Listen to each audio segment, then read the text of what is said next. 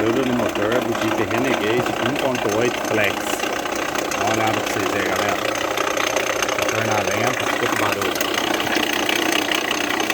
Vamos estar desmontando para ver o que é. Certo? Provavelmente pode ser bomba d'água. Vou desmontar e postar aí pra vocês. Ó. Tá travando, tá vendo?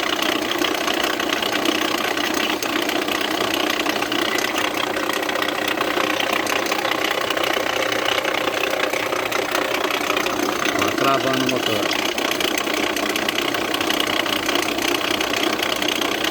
O motor tá quase travando, tá vendo?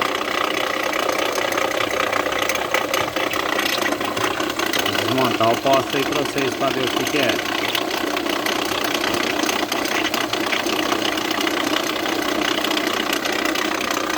O motor 1.8 é forte, mesmo da Toro.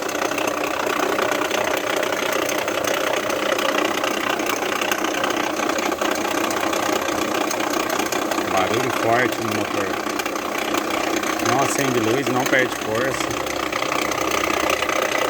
Eu posto aí pra vocês.